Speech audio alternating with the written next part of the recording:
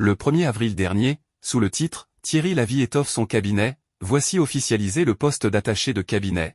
Gérard Mériot faisait suite à une annonce de Mélanie Santaillé que l'on voit dans le sillage du maire depuis janvier 2021 et qui se félicitait d'annoncer qu'elle occupe désormais le poste de chef de cabinet de la ville de Lourdes. Comme le site Lourdinfo l'écrivait, à son arrivée dans le département, on nous avait présenté Mélanie Santaillé en charge du projet de relance du tourisme à Lourdes. Son rôle consistait à suivre le plan de relance et à élaborer une programmation estivale pour 2021. Son poste était financé à 100% par des crédits de l'Agence nationale de cohésion du territoire. Elle était rattachée à la fois à la mairie, à la sous-préfecture d'Argelès-Gazost et au cabinet de la ville de Lourdes. Le maire de Lourdes a expliqué le parcours qui a amené Mélanie Santaillé à être nommée chef de cabinet de lui-même.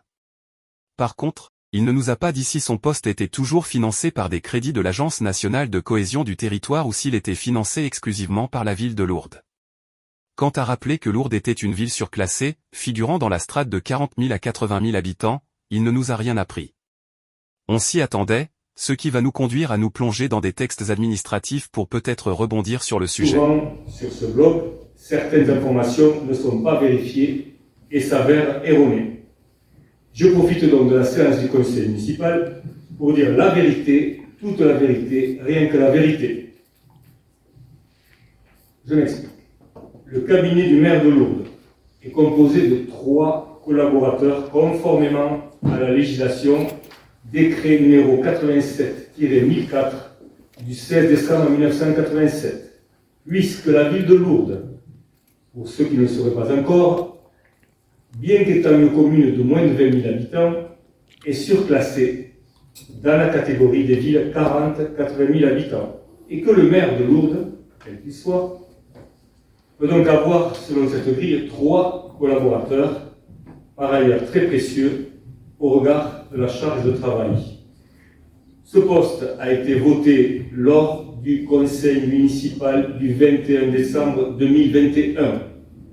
Il s'agit du point 28, et j'invite les Lourdais ou ceux qui seraient désireux de consulter le procès-verbal, qui est complet avec le détail en page 16-17 sur le site internet de la ville de Lourdes, lourdes.fr.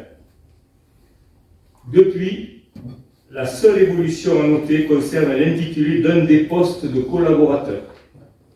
À cet effet, la fiche de poste d'une chargée de mission, je répète, la fiche de poste d'une chargée de mission est renommée chef de cabinet, afin de respecter un ordre hiérarchique et les missions associées.